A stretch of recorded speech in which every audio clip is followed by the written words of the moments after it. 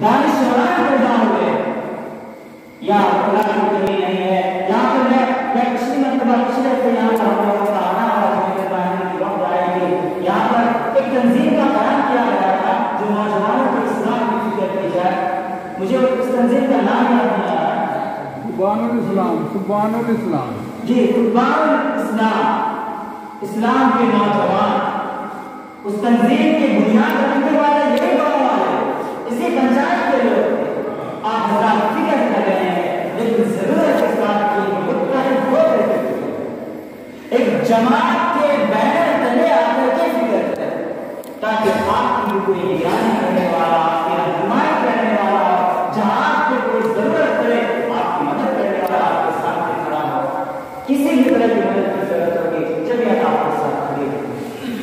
بہرحال سماج کی اصلاح کی فکر کسی طریقے سے ممکن ہو سکتی, کسی طریقے سے ہم کامیابی حاصل کر سکتے ہیں. الحمدللہ جو کہ ہمارے بلد میں آج تک تقریباً 10 پنچایت کا انتخاب مکمل ہو چکا ہے. گزشتہ کل سب گزشتہ ہے بہت چرانیہ باغ نگر کا انتخاب ہوا. باغ نگر کا چرانیہ کا پہلے ہو چکا تھا, باغ نگر کا انتخاب ہوا اور ہمارے ساتھی کرنے کا بڑی محنت کر رہے ہیں. میرے بزرگوں, میرے نوجوان ساتھیوں, آپ حضرات کے لیے, اس سماج کے لیے, اس معاشرے کی فکر کے لیے ہمارے قابل محنت کر رہے ہیں, مجاہدے کر رہے ہیں, الگ الگ تنظیموں کے ہمارے قابل محنت کر رہے ہیں, تبلیغی جماعت کے ہمارے قابل محنت کرتے ہیں, ہمارے بڑے محنت کرتے ہیں, جمعیت کے لیے ہمارے قابل محنت کرتے رہتے ہیں.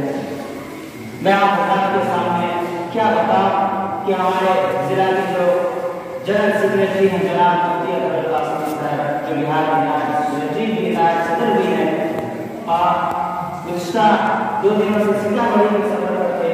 آج صبح میرے حضرت سے بات ہوئی کہ بندہ پنچایت کا انتخاب ہونا ہے. یہاں کے احباب بہت ہی زیادہ محنت کر رہے ہیں. یہاں کے مکھیا, یہاں کے سمجھی, عمران, حفاظ, علماء کرام اور جناب وکیل محمود صاحب کے ساتھ ہمارے کئی ساتھی محنت کر رہے ہیں. آپ بتا کے تشریف آؤ ضروری ہے, آپ آئیں گے تو اس مجلس میں 4 چاند لگ جائے گا. طبیعت خراب تھی, آج صبح ہی اٹھے اور مدرسہ ہے, شام کو بھی مجھے لگا کہ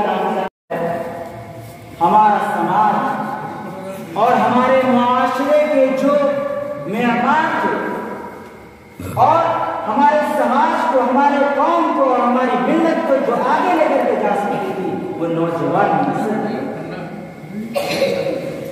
لیکن آج ان کی کیا